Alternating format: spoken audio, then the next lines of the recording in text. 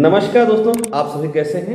आप देख रहे हैं अपना पसंदीदा YouTube चैनल धर्मधुरी, जिसके माध्यम से आज बात करेंगे हम जन्म कुंडली के अंदर छठे भाव पर। छठे भाव का अपना क्यों एक अहम और महत्वपूर्ण रोल है, इस विषय पे हम बताएंगे। त्रिक भाव की जब हम चर्चा करते हैं कुंडली के अंदर, या हम मेडिकल एस्ट्रोलॉजी पर चर्चा करते हैं, तो कुंडली के अंदर 6th हाउस का और साथ साथ में जन्मांक के अंदर कुंडली के अंदर 6th हाउस के लॉर्ड और कारक को हम जरूर देखेंगे। यहां के कारक शनिदेव एवं मंगल हैं, ये आप लोगों को मैंने पहले ही बता दिया है। कारका की चर्चा के बाद एक नई महत्वपूर्ण विषय आता है 22वां दृष्काण। 22 दृष्काण के विषय में बताया गया है। 22वें दृष्काण के विषय में अक्सर प्रायः कहा गया है कि जब इसकी दशा आती है तो लोग परेशान होते हैं, लोग मानसिक कष्ट का कहीं ना कहीं सामना करते हैं। तो ये 22वां दृष्काण क्या रोल लाने वाला है, इस विषय पे हम आपको बताने वाले हैं। 22nd D3।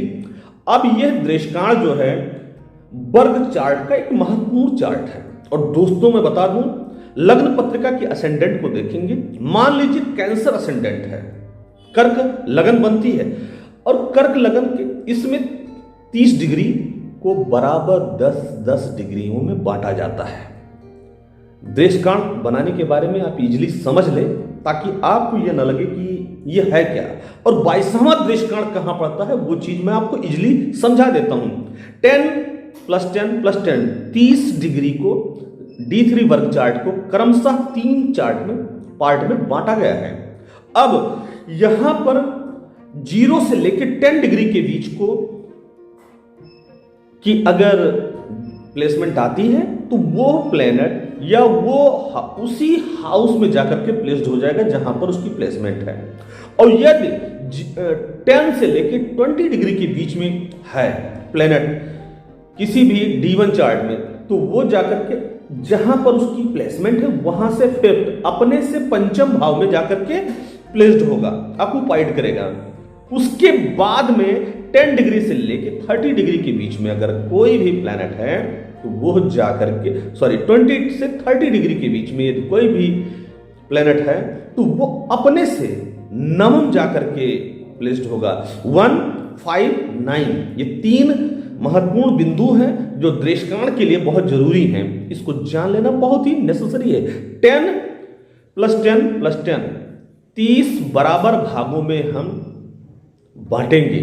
उसके बाद में देखेंगे कि कौन सा प्लेनेट कहां कैसे जाकर के फॉल होता है। और पहला, यदि किसी भी प्लेनेट की डिग्री मान लीजिए कि 9 डिग्री है, तो वो यदि धनु राशि में प्लेस्ड है तो धनु राशि में ही जाकर के उसकी प्लेसमेंट होगी। तो उसी प्रकार से दोस्तों 22वां दृष्काण हम इस तरह से निकालेंगे। उसकी पहले लगन बनाएंगे, जैसा मैंने बता दिया है फार्मूला। उसके बाद में 22वां दृष्काण लगन से 8th भाव में होगा, और उसे खर भी कहते हैं। दोस्तों खरदूषण का नाम आपने सुना होगा, दुष्ट। खर मतलब दुष्ट, और उस भाव के स्वामी को खरेश भी कहते हैं। यदि इन भावों के स्वामियों की दशा आए तो जातक के जीवन में मानसिक व्याधि, ताप, पागलपन, परेशानी इत्यादि चीजों का उन्हें सामना करना पड़ता है। तो खर उसके स्वामी को खरेश भी खा गया। खर का मतलब होता है दुष्ट। इसी प्रकार से 22वां दृष्काण निकालते हुए हम आगे बढ़ते हैं। मान लीजिए कोई जन्म कुंडली धनु लगन की है और वो 19 डिग्री की है, तो उसका जो लगन बनेगा धनु से जो 5th है, 19 डिग्री मतलब 10 + 10 मतलब दूसरा भाग में आ रहा है, तो वो अपने से 5th जाएगा, मेष लगन की बन जाएगा। अब मेष लगन से 8th हम देखेंगे, वहीं पर 22वां दृष्काण की प्लेसमेंट होगी, तो आएगा स्कॉर्पियो साइन। अब स्कॉर्पियो साइन को खर अथवा खरेश भी कहते हैं दोस्तों। तो मेडिकल एस्ट्रोलॉजी पर हम 22वें दृष्काण की इसलिए चर्चा करते हैं क्योंकि उसका कनेक्शन कहीं ना कहीं हेल्थ से है। जब जातक का स्वास्थ्य से संबंध हम निकालेंगे तो छठे भाव को देखेंगे, छठे भाव के कारक को देखेंगे, कारका की प्लेसमेंट हॉरोस्कोप में कहां है और खष्ठेश की प्लेसमेंट कहां है, ये सारी चीजें देखेंगे। और यदि वही उसके बाद में 22वां दृष्काण एक बिंदु है, एक समझ लीजिए पोजीशन है जो कि दर्शाता है कि जातक को कौन सी बीमारी, आदि व्याधि, कई प्रकार के संताप होते हैं जो व्यक्ति को घेरते हैं।